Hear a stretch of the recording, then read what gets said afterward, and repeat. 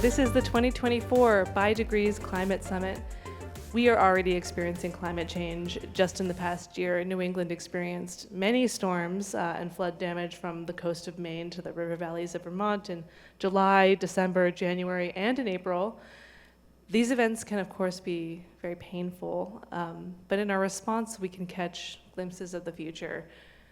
Writer and climate activist Rebecca Solnit writes, "Disaster offers a view into another world for ourselves." And I really believe that. For example, after Katrina, residents of the 9th Ward in New Orleans created a structure of mutual aid with their neighbors, sharing food, first aid, and meeting people's needs. And this is the kind of thing we see all the time. We've seen it here in New England. Some of the people on this panel can speak directly to that. And so even though climate change is a catastrophe, it is an opportunity to build systems that work better for all of us. But how? How do we do that? And how do we do it in a sustained and long-term way around climate solutions that could take years? And how do we do that with our neighbors and local governments? So let's ask our panelists about this. We are so excited. I'm so excited to introduce this group. Brianna O'Brien is the conservation coordinator for the town of Hampton, where she focuses on improving the local ecological health and resilience of Hampton, especially its wetlands. Claudia Diaz-Martinez is a policy fellow at the City of Boston's Environment Department, where, among other things, she's focused on helping city staff and its community become carbon neutral by 2050, or the City of Boston become carbon neutral by 2050, and helping leaders prioritize justice and equity. She's also a PhD candidate at Boston University. And Kari White is based in Vermont's Northeast Kingdom, where she's the Director of Community Health Equity at Northern Counties Healthcare. After the damage of last July's floods, she also helped co-found and now chairs the Northeast Kingdom Long-Term Recovery Group, Kingdom United Resilience and Recovery Effort. So welcome, let's give them a round of applause, please.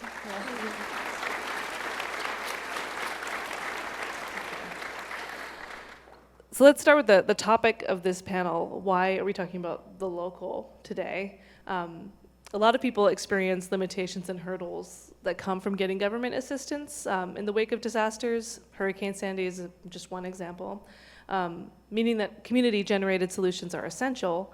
But why is that? I'd like to hear from each of you, what is something that's happened in your region that couldn't have been done or would have been so much harder without community involvement? Maybe something that even could only have been done coming from the local. Brianna, can we start with you? Sure, yeah. I think that when we're thinking about the action that we're taking at a local level, we want to be prepared and mitigating disasters, and in the preparedness, we want to have that ahead of the disasters happening. And in Hampton, we have a lot of really amazingly involved residents who have advocated for years for the health of their community, specifically the folks along the coast and who border the marsh. A lot of the priorities that Hampton has really focused on over the past few years wouldn't have happened without their advocacy. In 2014, because of their work and their consistency in showing up to town meetings, and their questioning and their concerns being brought to light repeatedly, the town did some studies, and that led to further studies and eventually became a pretty, at this point, robust priority for the town of Hampton to focus on climate resilience and coastal resilience across most of our departments. Kari, what about you? So I would say that in the Northeast Kingdom, which happens to be 2,000 square miles, right? It's a huge region. It's very rural, has a history of timber industries and sort of those shutting down, leading to intergenerational poverty, right? Transportation issues, chronic health issues. The opioid crisis has not spared the Northeast Kingdom, high levels of suicide, right? People are feeling desperate. And when a disaster strikes, it just shines a light on the existing disparities and issues that people are dealing with in their day-to-day life. So when there are governmental agencies that come in the wake of a disaster, Rightfully so, many of our disenfranchised neighbors are very wary of going into a space, sitting across a table with a person representing the government in a uniform who knows nothing about them, their situation, their family. So regardless of how beneficial those resources might be, the messenger matters. And so I think in the Northeast Kingdom, where we have a really strong neighbor-to-neighbor mutual aid network, we have some incredible community organizing groups, Northeast Kingdom Organizing, for example. We're able to be relationship brokers and work with our friends and neighbors and people sort of on the margins of our community who are mistrustful of these services and these resources, to say, you know, I will come with you. I will sit with you. We will figure out this paperwork. Yep, let me come to your house with you. We can find the deed to your house because they need that, right? So it's simple things like that. But if you don't have those relationships ahead of time, you've got little chance of sparking those up when you need to when a disaster strikes. So that work and that relationship building needs to happen, and it needs to be an ongoing thing. That's a really good point. Claudia, what about you? Sure. Hi, everyone. Thank you for being here. Back in Boston, I've been very honored and privileged to be part of what I see as one of the most significant programs that we have in the city to achieve carbon neutrality. And the name of that program is BERDO, which stands for the Building Emissions Reduction and Disclosure Ordinance, and I won't go into much detail right now. But one of the reasons I feel so much pride to be part of the team that is implementing this program now is that it is one of the few building decarbonization programs of its kind in the United States that has such intentional components for environmental justice, and that not only has explicit goals for justice, but also has very intentional measures to make sure that the implementation of the program is equitable and that our most vulnerable communities in Boston can ultimately benefit from better buildings. And I can say that this program would not exist, or it would not exist in this way if it wasn't for the commitment of a lot of community-based organizations in Boston that put a lot of work throughout the years to have this program in place to have better buildings in the city.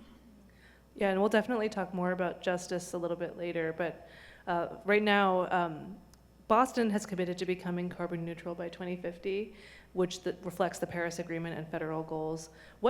You mentioned buildings, but what does carbon neutrality for a city mean? Can you break that down a little?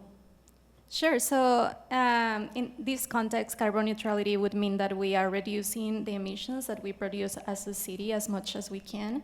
And those emissions that still remain after all of our mitigation efforts can be mitigated in other ways. So like through renewable energy in other parts, or by having other types of efforts that benefit the community. So that's the goal that we have as a city to reach by 2050, and BERDO, this program, is one of the key pieces for that. Thank you. So, Kari, you and others in the Northeast Kingdom created this long-term recovery group, and part of that has been trying to find contractors to provide estimates for repair work, and you called this the steepest learning curve of your life. That's a direct quote. What do you mean by the steepest learning curve of your life? How so? So I pride myself on sort of preparation. I don't love surprises, and when there's a challenge or task in front of me, I go all in, and I do hours of research. I talk to as many people as I can possibly find who I think might be able to shed some light on whatever challenge or situation it is. And still, despite months being part of this work in this long-term disaster recovery work, I am reminded on a daily basis how little I know and how little I understand and how it shifts every single day and how complex this is. It doesn't matter how much reading you do. It doesn't matter how many different organizations and entities, federal, state, local, that you talk to. It seems like there is very little clarity to be had. So I just know that it feels like I'm climbing up this steep mountain, and I just don't know if there's a summit. I feel like it might be just this mountain that you'd never reach the top of. I don't know. Well, how did it start? So the Northeast Kingdom has the benefit of having really long-standing, and I'm talking decades-long, partnerships, cross-sector, cross-organizational partnerships to work really in deep collaboration with one another. So we have a history of strong and trusting organizational and individual relationships, which without those, when this disaster hit and there was this push to establish this thing called a long-term recovery group, which is sort of the FEMA recognized way to do disaster recovery, we were able to structure ourselves in that very specific way, to be recognized and to be able to become an entity that could benefit from philanthropic and potentially government assistance and dollars and programs, et cetera. So, you know, it's been a really interesting thing, and thank goodness I have people in my life and in my community that I can pick up the phone and call and say, hey, there's this really hairy issue. I don't know if it's a bread box or a barn. I have no idea what it's gonna mean. I really don't know what role you're gonna play, what I'm asking you to do, how much time it's gonna take, or how long it's gonna end, or when it's gonna end, if it's gonna end, or if we can even recognize and achieve any level of success. Sound good? Are you in? Right? So, and I have enough people in my life that'll say, okay, sure, I'm in.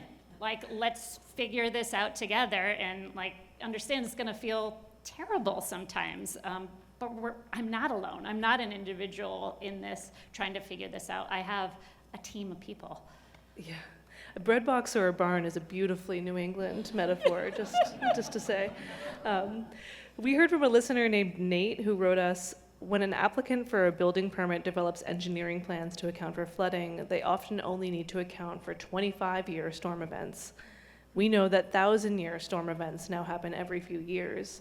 Almost all buildings and development in New Hampshire have been poorly designed to manage stormwater for flooding that occurs increasingly frequently. I'm wondering, you mentioned buildings, Claudia, as part of your work. Can you speak to this in Boston as well? Well, I'm not part of like the construction of buildings. Berto is building decarbonization program for existing buildings. So the challenge here is to decarbonize the buildings that are already up there. But it can provide opportunities to think about resilience. But I think maybe Brianna has more, I see you nodding, more Brianna. insights.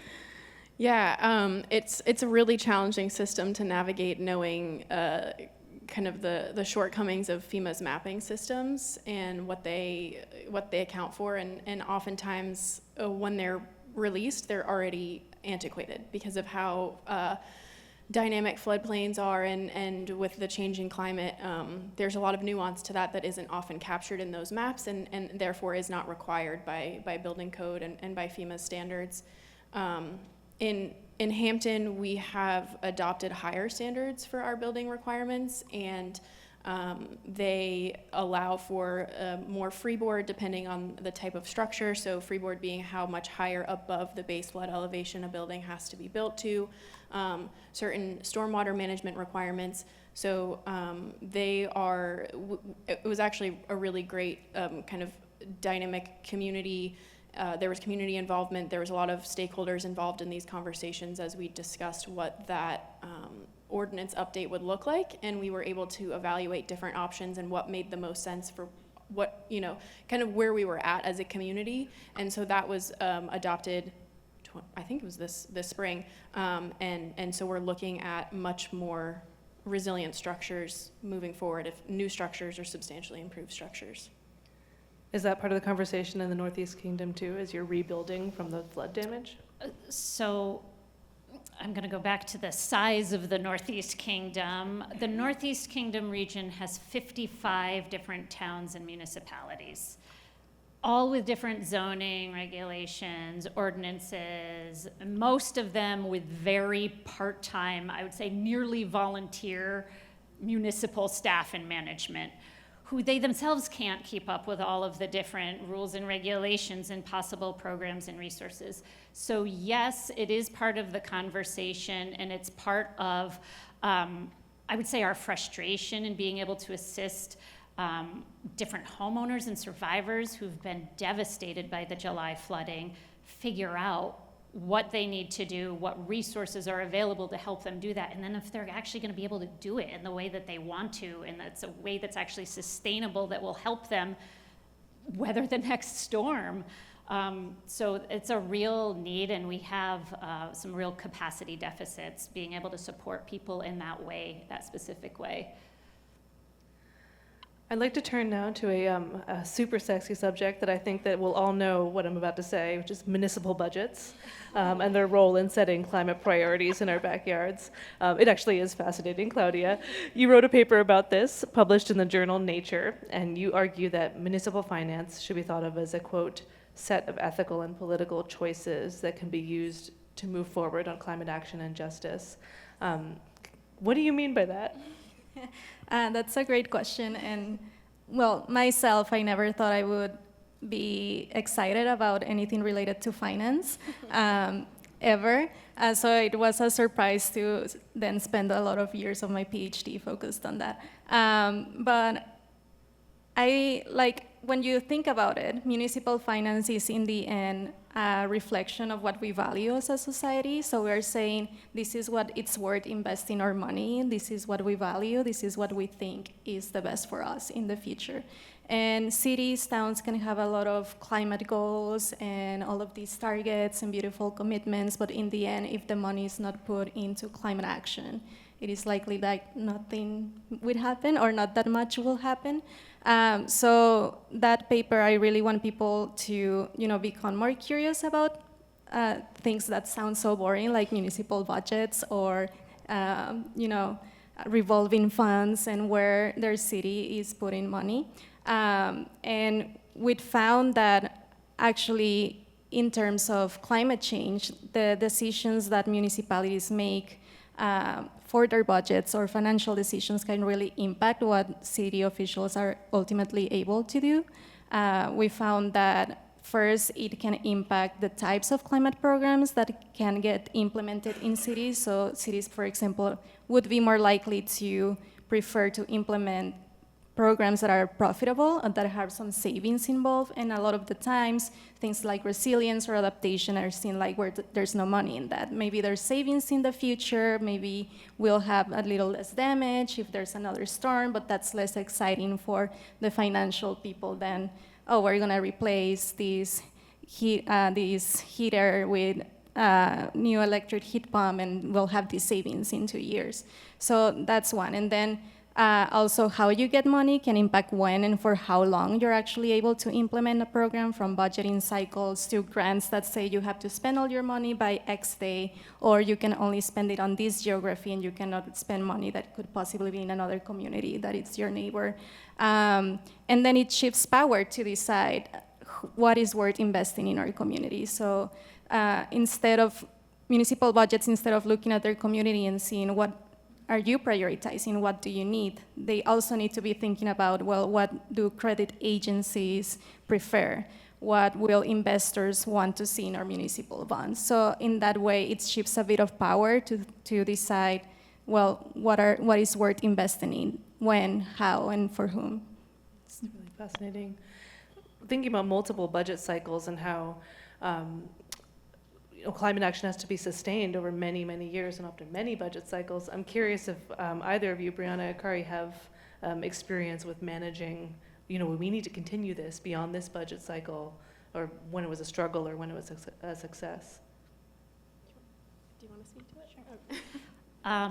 Well, I will say that we are incredibly fortunate to have the Vermont Community Foundation in the state of Vermont, who has stepped up in a big way as a funder, and a very transparent funder who is willing to have conversations and hear what is working, what is not working, and where they can be helpful in a very reasonable way in terms of grant requirements for applications or reporting. It might just be a conversation, like, how did you spend the money? Did it help in what you were hoping to do? So they have been incredibly just a real partner, which has been a breath of fresh air and very helpful.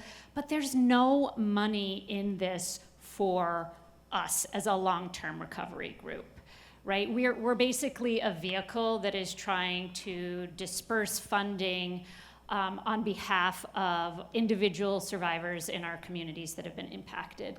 And the real money in disaster recovery goes to these huge national organizations like the Red Cross or the Methodist Church, et cetera, who have years of coming into disaster-impacted communities and getting these hundreds, millions of dollar grants to like staff up capacity-wise, right? And do these rebuilding projects as part of their ministry work and whatnot. And that's a wonderful resource to have, but it's not embedded in our community. It's this external resource that comes in, saves the day, and then leaves. So sustainability of these efforts, it's called long-term recovery for a reason, right? This is like a 5-year process, and the chance, at least, I mean, that's actually, it's probably gonna be more than that for our communities. And that's a bitter pill to swallow because people are suffering right now, and they've been suffering since July. So you never feel like you're moving fast enough. But where do we go for the next event that is sure to happen between now and when our survivors from the July flooding recover, right? So it's constantly being on the lookout for grant opportunities and partnerships who might have some resources to bring to the table to help our capacity. But it's a never-ending process. I wish there was a different way. I don't know what it is. Brianna? Yeah, I think I have a little bit of a different lens to add to that, which is kind of piecemealing together small grant opportunities and trying to use that as holistically as possible and plan for that as holistically and comprehensively as possible with the short term and the long term in mind. Some of these small grant opportunities are for, you know, a project that happens within a year, and then where do you go from, like, then what happens? And then there's the capacity issues with who's going to be managing that project. Is it a capacity issue that you solve with short-term grant funding, and then you're in the same cycle again with a short-term position that's managing a short-term project, and then how do you get longevity out of that? So one of the things that I think is helpful to kind of to reframe that is understanding that climate resilience is not going to happen just in its own climate resilience department. So bringing climate resilience into all of the different types of work that's happening within a municipality and embedding it into everybody's work. So yes, ideally the town of Hampton will have a coastal resilience, climate resilience department, but also there will be sustainability and longevity by everybody embedding that into their work day to day and holistically looking at grant opportunities and projects together and being able to, instead of the piecemeal short-term approach, taking the time to think about how to use the funding and the opportunity as a whole town. And that does take time up front. It does take away, maybe you miss a couple of grant cycles while you're planning out what the next couple of years look like, and while you're reframing certain departments' work. There, again, a bitter pill to swallow. There are many in this work, but that funding may be not advantageous to go after while you're planning how to make future funding more sustainable. If you're just now joining us, this is the 2024 By Degrees Climate Summit. We are talking about community solutions in New England with 3 people who have been working on just that: Brianna O'Brien in Hampton, Kari White in the Northeast Kingdom, and Claudia Diaz-Martinez in Boston. I'm Justine Paradise of NHPR. I think we can turn to an audience question. We actually got this question from the same listener that we heard from, but it's another good one. So Kari, I'll go to you first on this again. But Nate asks, what are the regional planning processes that can facilitate climate action? How can this happen at a regional level instead of just inside a town?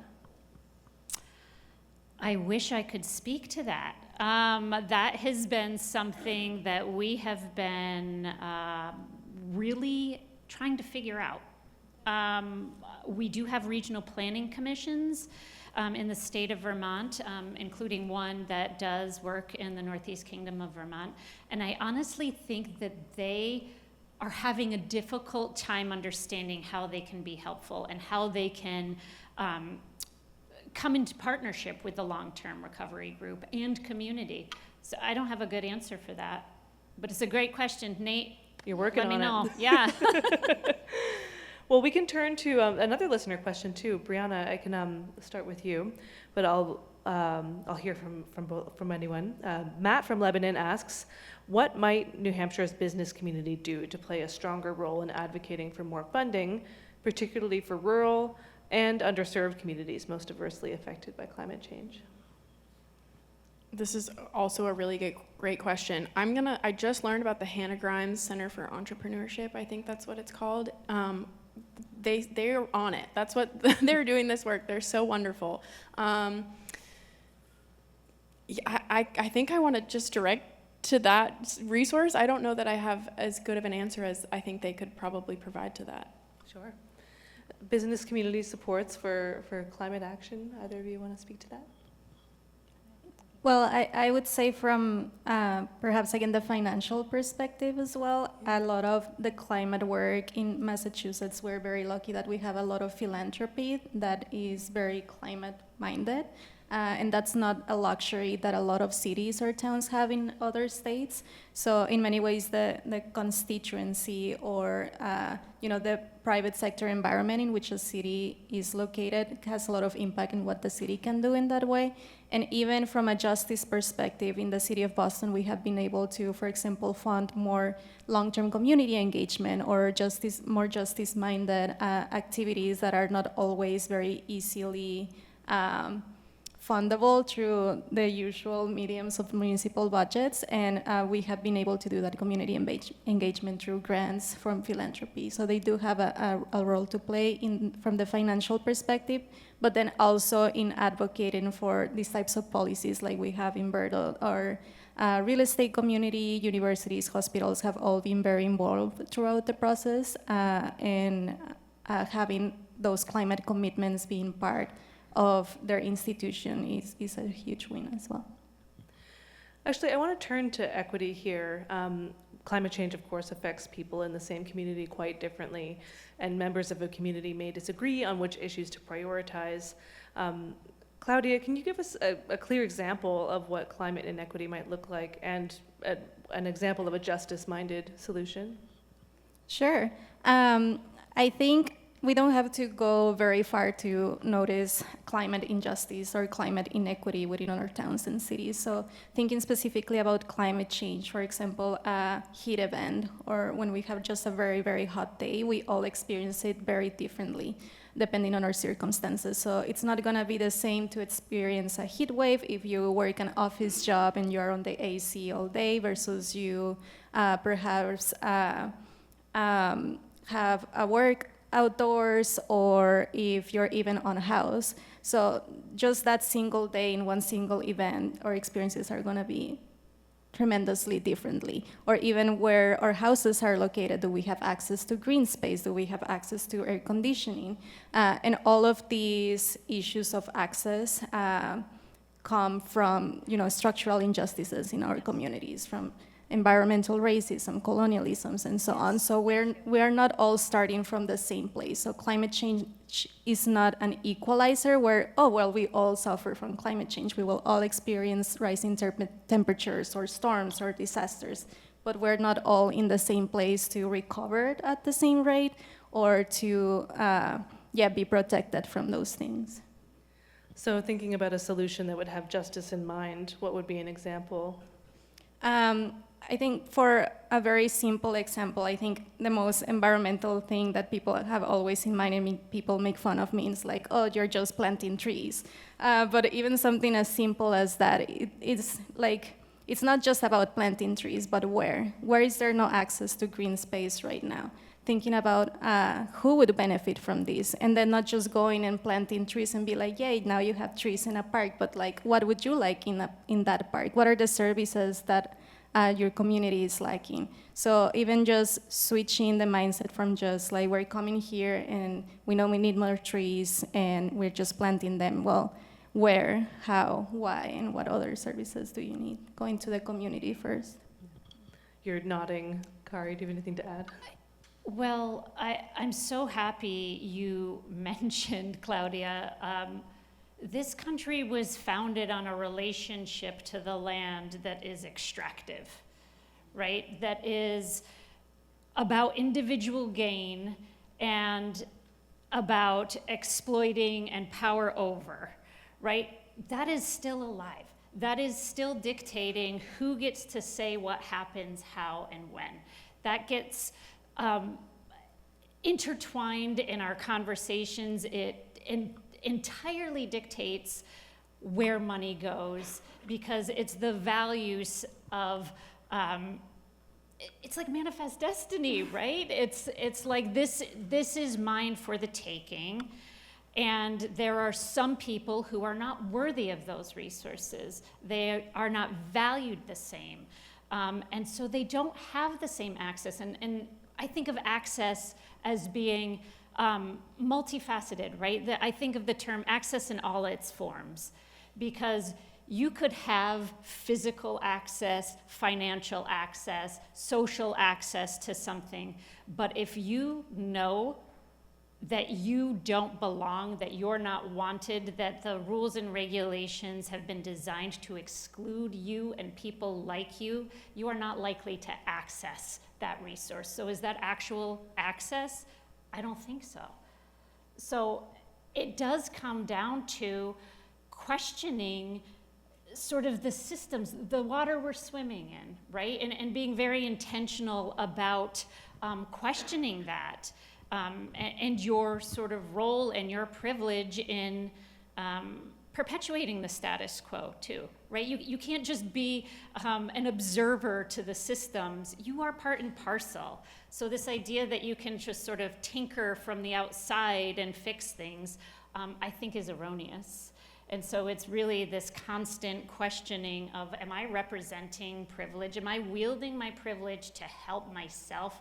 Or am I being in service of others who don't look like me, who are not white, who are not employed, who do not have a financial and stable situation, right? So it's that constant questioning of, am I perpetuating the status quo, or am I doing something to recognize it and make it visible so we can do something about it together?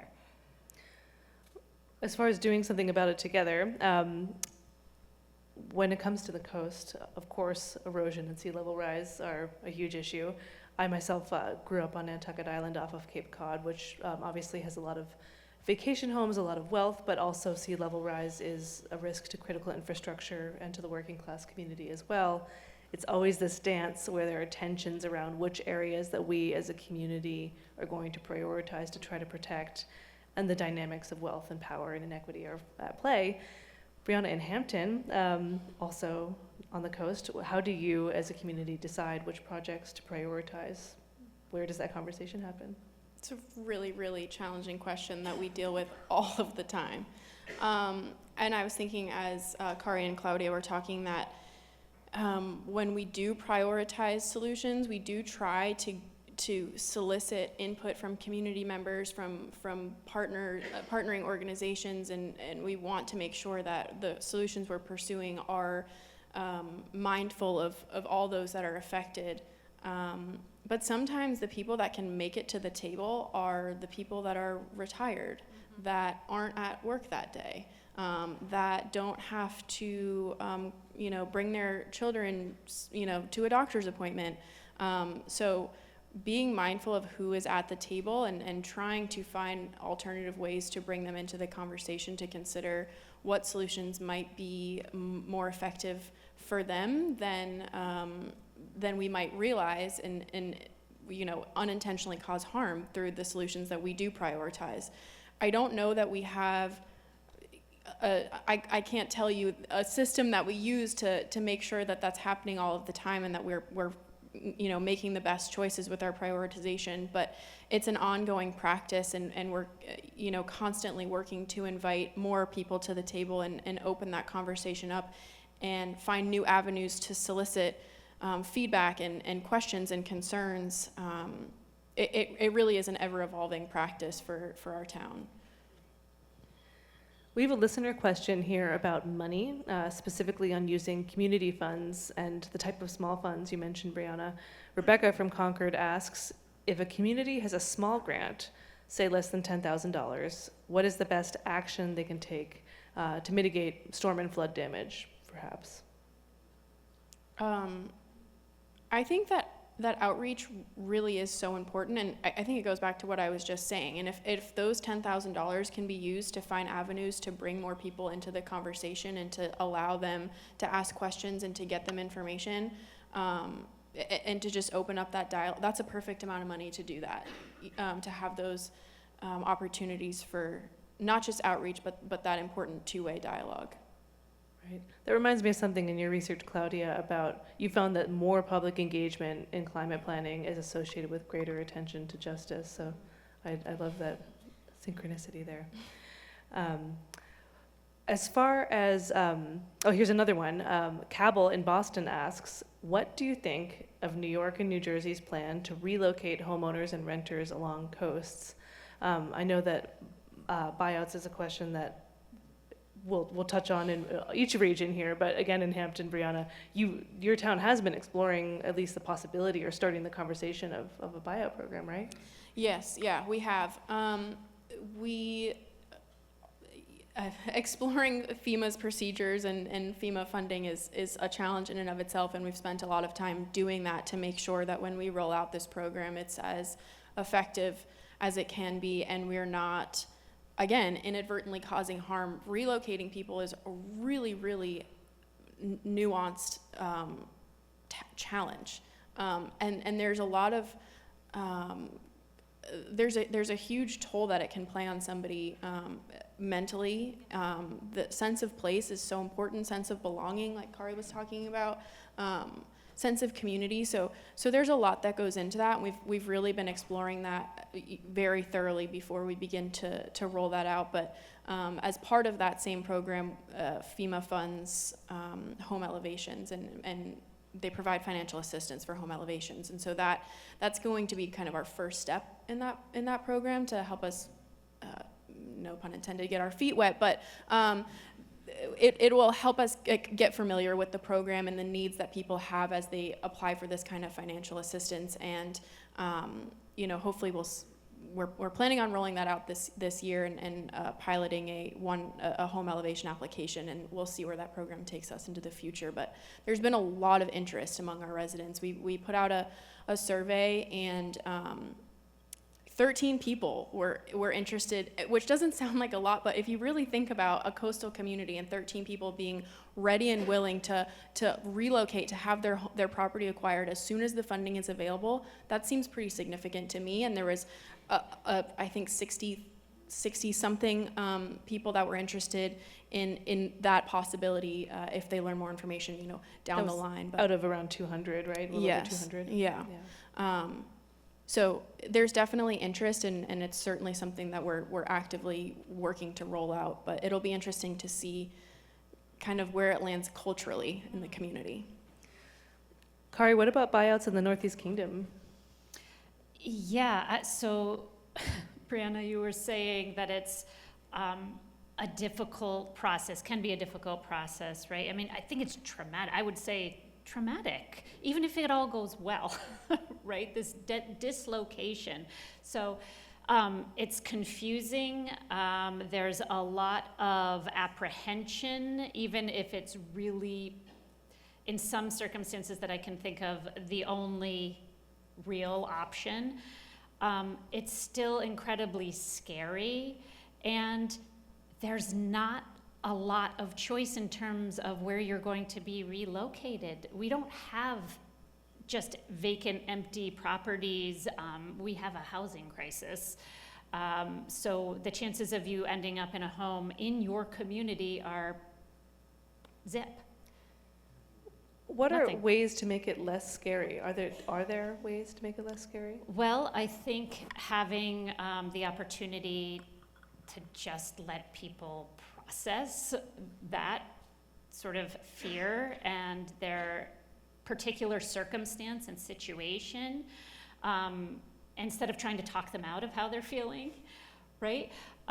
Just letting people have time and space and being alongside them and letting them just talk about it, I think has been the only thing that we have found to be useful, because it's confusing to us too. Even if we're able to sort of pour through the literature and the process and maybe make that a little bit easier to understand, that doesn't take away the trauma and the fear. It's happening in community, Yeah. is what you're saying. Yes.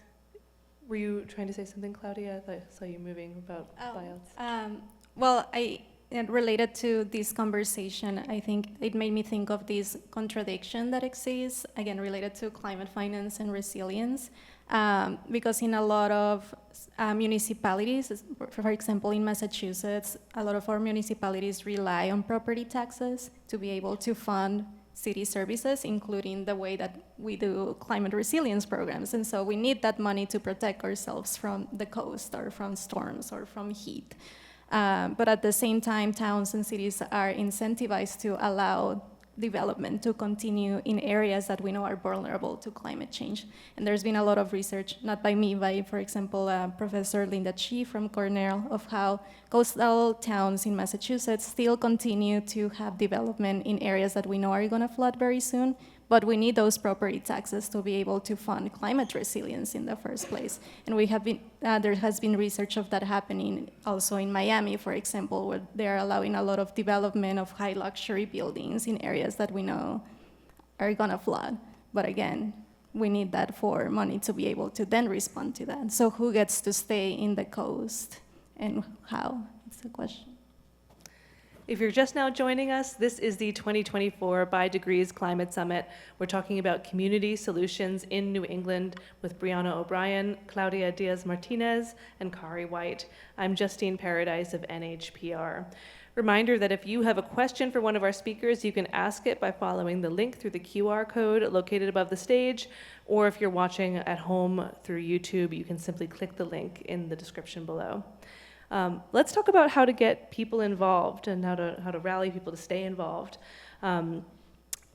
Beyond voting, an important topic, but beyond voting, as we mentioned earlier, Claudia, in your research, this idea of public engagement in climate planning is associated with a greater attention to justice. So if you're a citizen and you're starting from outside of politics, you want to see more climate action in your city. How do you start? What are specific offices or committees or people that you can look for? Sure. Well, I think if you live in a town or city that is big enough and have enough resources to have its own climate department or environment department, that's a good place to start, but that's not the reality in a lot of our municipalities. I would encourage people to actually look at their budgets and figure out who makes those decisions and how can you influence those decisions in the future. There's no standards for municipal budgets, so almost every town it's different, and the documents will look differently and decisions are made differently, so I would encourage you to figure out how that works where you live. Get into those budgets, yeah. Brianna, as a conservation coordinator, how do residents help you do your job? When people approach you, what do you like to see and what do you wish you saw more of? I couldn't do my job without residents who reach out to me with questions, with ideas for solutions, with concerns, with volunteer requests. My work is so driven by resident input, I love when people come and ask questions about what they can or should not do on their property, because I think stewarding your own property responsibly is such an important first step in breaking down the barrier between you and the world around you, the natural world around you, and finding ways to do that well. Even just not mowing your grass is short, is like just making those simple decisions to really connect with your natural world through your own backyard, or through the park in your neighborhood, or through whatever green space you have access to, is really a super important first step. And then I think residents who are monitoring their communities and their natural spaces and reporting back to me on what they're seeing is, I can't put a weight on how important that is. There are lifelong residents who have been monitoring the size of the dunes by their homes for 30 years and have photo evidence of how these dunes have changed and evolved.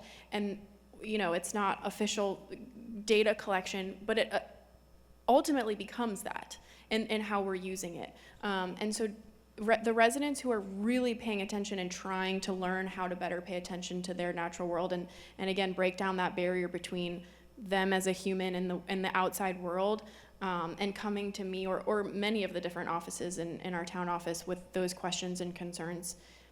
And any public town meeting, those are great avenues for that kind of work and that kind of dialogue. Yeah, a real treasure trove, that kind of knowledge gathering. Yes. What kind of volunteers are you looking for are helpful in Hampton? We're replanting a dune next Thursday. It's not legal to move sand with equipment, so we're gonna use some shovels and wheelbarrows. If you want to come out and do that with us, we could definitely use that. I'm not even kidding, sand is such a hard resource to come by that we're going to be shoveling it off the road, making sure there's no debris in it, and moving it back into the dune. So yeah, physical work like that is super helpful, but I think there's also an element to volunteer work that just being an enticing enough opportunity to get people into the natural world and to cultivate that eco-empathy it's so important. And so whether or not the event is actually about accomplishing a task like rebuilding, renourishing a dune, or just having people outside with you in spaces in your community, they're equally important. Kari, if someone's hearing about your work, a long-term recovery group, and thinking, oh, we need that in my region, what advice do you have for someone who's thinking about starting one?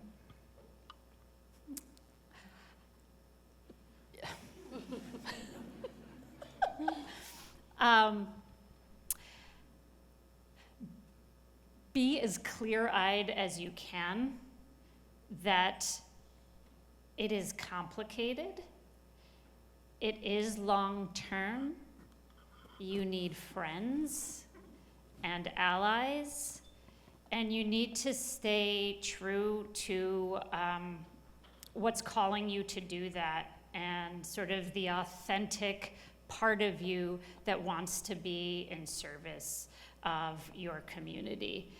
And that can help you, I think, come back and recenter yourself amidst the sort of swirl of bureaucracy and rules and regulations and the literal mountains of paper that you will encounter. It's like, what is the why, and how does that align with my greater purpose and my call to service? So it's going to be hard. I think just being very realistic that it's going to be hard. Talk to everybody that you can who has been through it, who has established a long-term recovery group in a community like yours. As much as possible, sort of the same size, maybe the same sort of cultural feel. And then give yourself the grace to know that you are going to make a lot of mistakes. And that is part of it, right? So do it because it matters.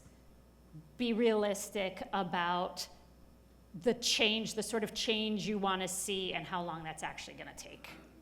Yeah. We got a listener question about mitigation and adaptation, which we've been touching on here and there. Mitigation being reducing our impact, transitioning off fossil fuels, and adaptation, finding ways to live with the impacts, like extreme heat. So Susan in Durham says, have we abandoned efforts to reverse climate change? Is adaptation our only focus now? Claudia, what do you think? Well, all of my life is about mitigations these days. So we're still working on climate mitigation, and that's still critical. I think they are both one of like sides of the same coin. One cannot exist without the other, and in many ways, they can both support each other, and we need to see them. Well, resilience, mitigation, and justice all as one, and not as these separate things with separate people and separate departments. But yeah, I can give more insight into what we're doing in Boston, if that's Yeah, helpful. are there things that have you focused on that are able to address both? Sure. So these building decarbonization program that I've been talking about essentially mandates existing large buildings in Boston to become net zero by 2050, and they have to reduce their emissions progressively over time. And they have multiple ways to do that, and one of those involves making improvements to existing buildings. So that could mean improving insulation and doing energy efficiency work, weatherization, changing heating systems or water heating systems, which does not sound super appealing at first, but truly impacts our lives in many, many ways. We all live in buildings. That's where we work, where we learn, where we live, where we play. So truly thinking about that and the impact in our lives. But going back to the connection to resilience, so when we are improving those buildings, there is the opportunity to think, well, if I'm changing my heating system, can I elevate it? Because I know I'm gonna be in the floodplain. So can we pare those down and think about this holistically at the same time? And hopefully we'll see more of that happening in coming days. Either of you want to jump in, Brianna, Kari? Just as we're helping rebuild survivor homes in the kingdom, so many homes are on the floodplain, and their heating and electrical systems are in their basements. So as we're repairing, we're moving out of the basement because it's just, it's a predictable surprise, right? Like it's gonna flood again and ruin your heating system and your electrical system. So. Yeah, and on the same lane, sorry. I mean, in related to buildings, like we're at a point where we have to think about heat and about summers and the fact that we're probably gonna need more air conditioning in our buildings. So again, this opportunity that like we're decarbonizing, but also thinking how can we prepare for these events in climate change. Yeah, I'll just add kind of in the outside of the built world, the natural world, most of the work that I'm seeing and partnered with people who are doing, it's both mitigation and adaptation at the same time. They're certainly one and the same for the majority of the like habitat restoration, for example, is exactly both mitigation and adaptation simultaneously. What that means is we're improving the resilience of this habitat for itself to continue to regenerate and be healthy and to be able to produce the goods and services as an ecosystem that it is supposed to, and in turn helps the community surrounding it become more flood resilient or more at least more aware of what the system is naturally supposed to do and look like. So it's in the natural world, it's most oftentimes mitigation and adaptation are one and the same. Let's talk about getting involved again. Let's say you're someone sitting in the audience or at home and you're thinking, wow, I really have a lot of energy for this, but I don't know where to focus my energy in my town or my city. I'm thinking about low-hanging fruit or something that could be done on a local level that if your city or town has not done it, they should do it. They should think and see if it's been done in their town. I'm thinking about something in a building code, maybe something on a town energy council. What would be something that they should check to see if their town has taken care of this aspect of climate action?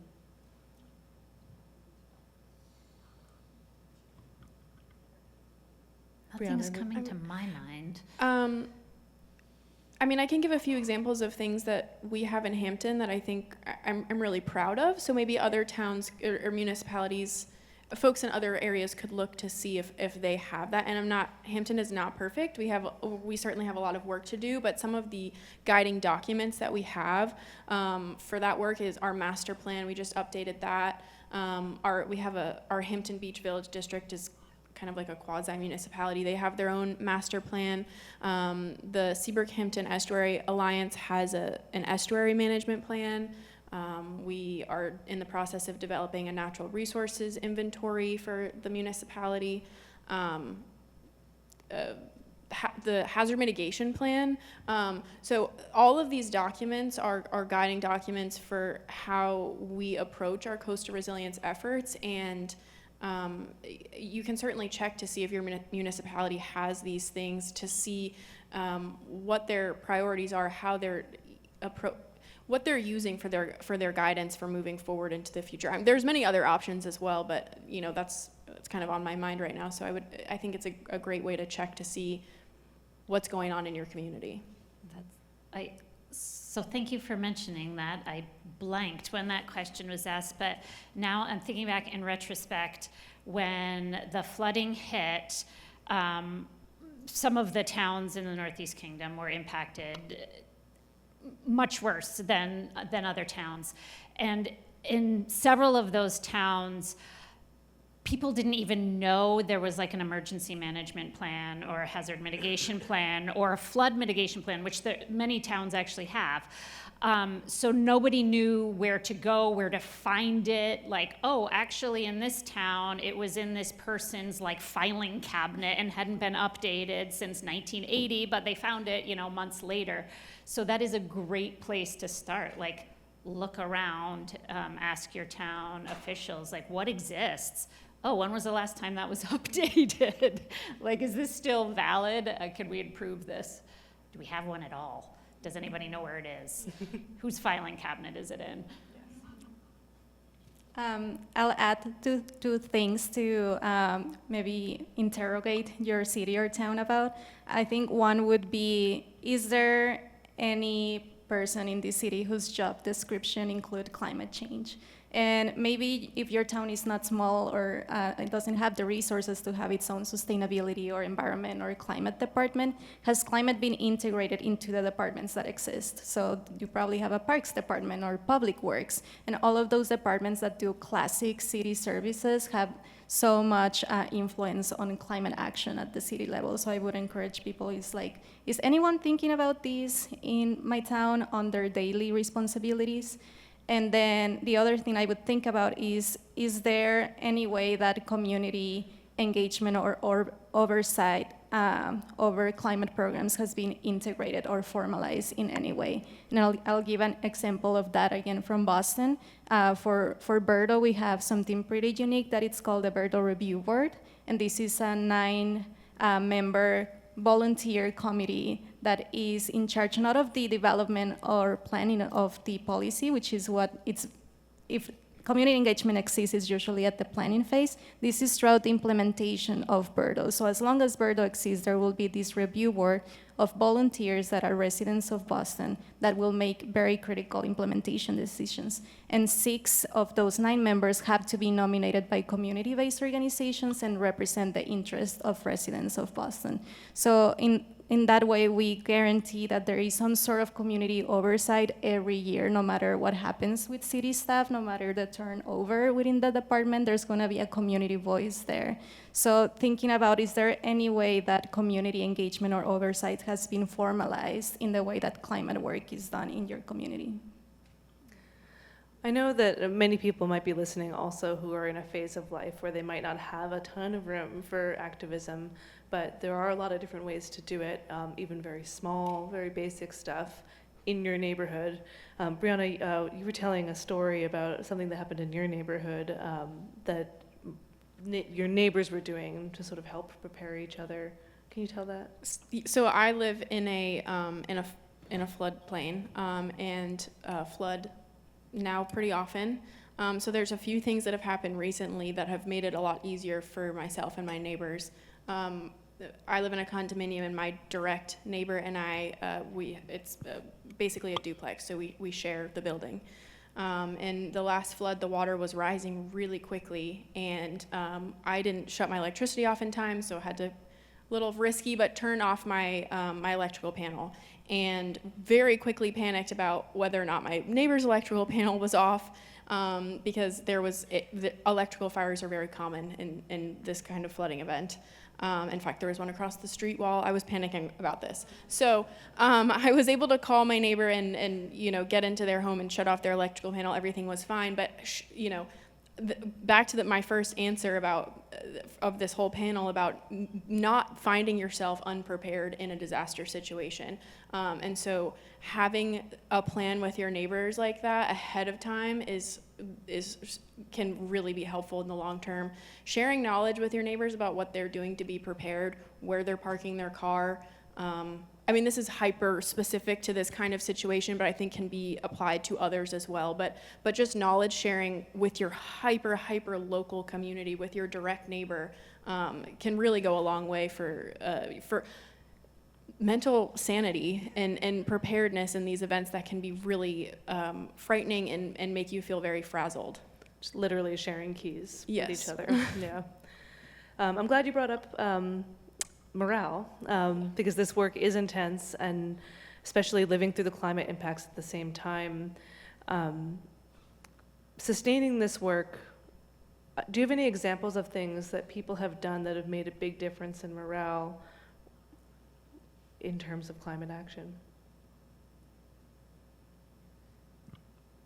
Well, I think when you're hearing about neighbor-to-neighbor networks and knowing that when something happens to you, your neighbor's gonna check in on you.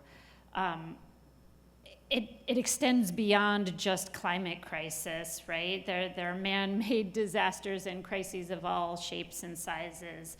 And having that network and that soft tissue and that connectivity to say, I haven't seen you out walking your dog, like, are you okay? Like, can I help? Can I cook you a meal?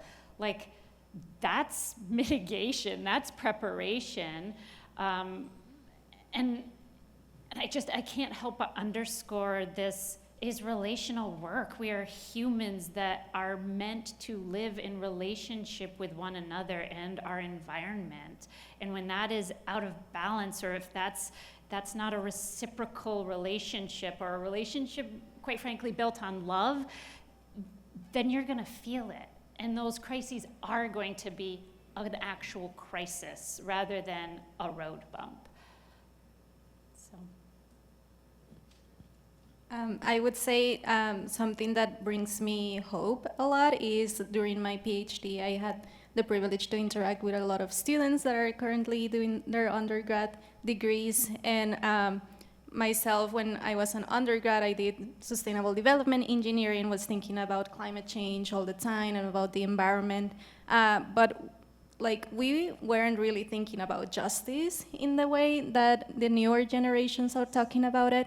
And I've seen my students really not only come thinking about climate change, but knowing climate change is not impacting people in the same way. What can we do? And climate actions are also not neutral. There's ways in which we're trying to do a good thing for climate change, but actually we're also harming people in different ways. And now there is like our baseline of people that are coming to the workforce now is we know that climate change is a human issue. It's not only this scientific issue or math issue of like, if I put X number of solar panels, then everything's gonna be fine, or if we just do this wind farm, or if we just plant this number of trees. I think there's more and more of an understanding of climate change as an issue of care and humanity as well.